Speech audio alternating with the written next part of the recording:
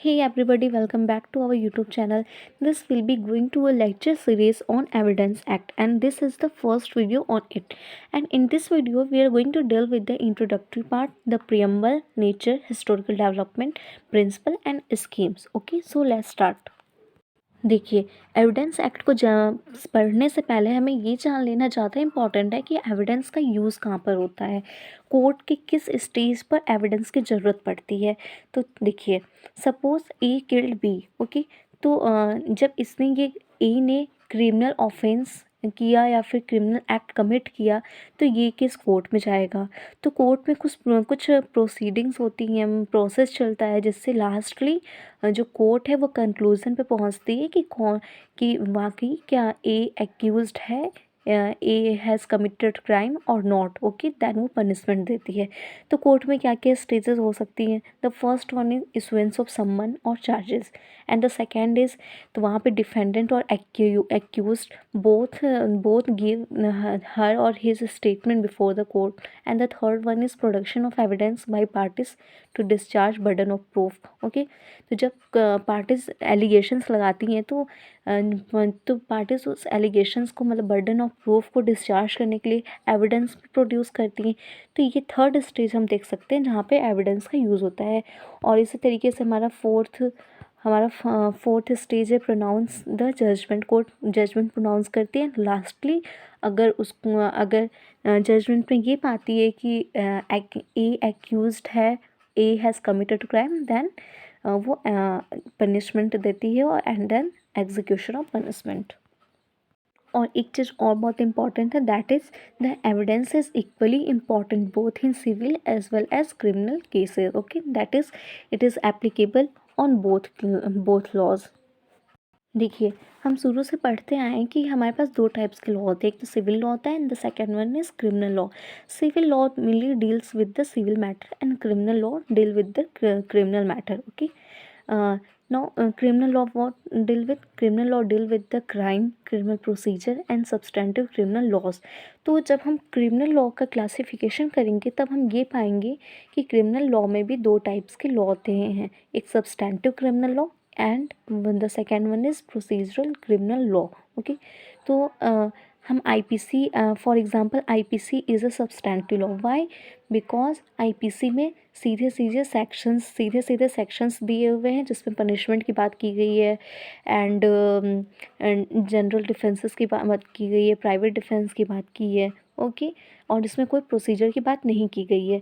तो उसी साइड हम प्रोसीजरल क्रिमिनल लॉ में ये देख सकते हैं कि सीआरपीसी में भी प्रोसीजर्स की बात की गई है कि कौन कौन से प्रोसीजर से कोर्ट गो थ्रू करती है या फिर अथॉरिटी गो थ्रू करती है किसी एक्यूज ऑफेंस प्रूफ करने के लिए या नहीं, ओके। तो एविडेंस एक्ट भी हमारा मेनली प्रोसीजरल क्रिमिनल लॉ है, but it also consists of some substantive provisions, okay। So we can say that the Indian evidence is an adjective law। तो पिप्सन ने ही use the term adjective law to Indian evidence act, okay. तो Indian evidence act mainly procedural law है, but इसमें कुछ provisions contain है substantive law के, so we can call it adjective law and the Phipson was the first who use the term adjective law for Indian evidence act, okay. तो जब हम इसके meaning की बात करेंगे तो एविडेंस एक लैटिन टर्म है जो कि एविडेंस से आया है, जिसका मीन्स होता है टू एसरटेन और discover, okay. And the second most important thing is that why do we need evidence, what is the requirement of evidence to save the time of court. अगर evidence नहीं होगा तो हम conclusion तक पहुँच ही नहीं सकते, या तो कोर्ट को कंक्लूज़न तक पहुँचने में बहुत ज़्यादा डिले हो जाएगा and we know that delay defeat equity. और हम किसी केस में पाएंगे कि एन नंबर ऑफ फैक्ट होते हैं जिनको प्रूव करना इतना ईजिली नहीं होता, तो सो एविडेंस की वजह से हम उन फैक्ट्स में से कुछ इम्पॉर्टेंट फैक्ट निकाल सकते हैं, मीन्स रेलिवेंट फैक्ट निकाल सकते हैं, और वो ईजी हो जाएगा for the court to deliver justice. And also one more important thing is that who is the father of evidence act? Sir James Fitzjames Stephen। So mainly evidence act क्या है? It is just a collection of British law with some modification in context to Indian condition. Okay, mixture of experiences of British court, American courts and Indian courts of East India Company having common laws. तो जब हम इसके preamble की बात करेंगे तो यहाँ preamble में हम तीन वर्ड्स को पाएंगे. The first one is consolidate, second one is define and the third one is amend. तो हम कंसोलिडेट से मतलब ये समझ सकते हैं कि बहुत ही ज़्यादा स्ट्रॉन्ग लॉ है. ओके, और ये मैक्सिमम, इट मीन्स कि maximum laws relating to evidence को कवर करता है. एंड डिफाइन मीन्स हमें पता ही कि एविडेंस एक्ट को डिफाइन करता है. And amend. Okay, the law of evidence not determining consequences of fact but actually what it is about to establish fact. Indian evidence act की enactment date है 15 मार्च 1872. It means कि 15 मार्च 1872 को evidence act बनकर तैयार हो गया था और इसको इन्फोर्स किया गया था 1 सितंबर 1872. Okay, and when we talk about the nature of Indian evidence act then we come to the point that कि एविडेंस एक्ट जो है वो is comprehensive but not exhaustive. Okay, ये तो कम्प्रीहेंसिव है लेकिन एग्जॉस्टिव नहीं है, ये पूरा नहीं है. ओके, लेकिन ये बहुत बड़ा है. और हम लोग ने देख लिया the second nature is that it is an adjective law. Okay, it is mainly procedural law but also contains some provision of substantive law. And the third nature is that it is applicable equally to both the in civil and criminal matters. And the most important nature is that the law of evidence is a lex fori. It means law of forum. इसका मतलब ये हुआ कि law of country in which an action is brought then the rule of evidence of that particular country will be used. Okay, तो जैसा हम लोग ने आईपीसी में हम लोग देखते हैं कि जहाँ पे एक्शन हुआ है, जहाँ पे मीन्स क्राइम कमिट हुआ है, ऑफेंस कमिट हुआ है, वहाँ का लॉ यूज़ होता है. लेकिन लॉ ऑफ एविडेंस में हम ये देखेंगे कि ये एक लैक्स हो रही है. इसका मतलब ये हुआ कि जहाँ पर किसी क्रिमिनल एक्ट को एक्शन मतलब कोर्ट में चैलेंज किया गया है, दैन वहाँ की कंट्री का जो एविडेंस रूल होंगे वहाँ पर वो अप्लाई होंगे.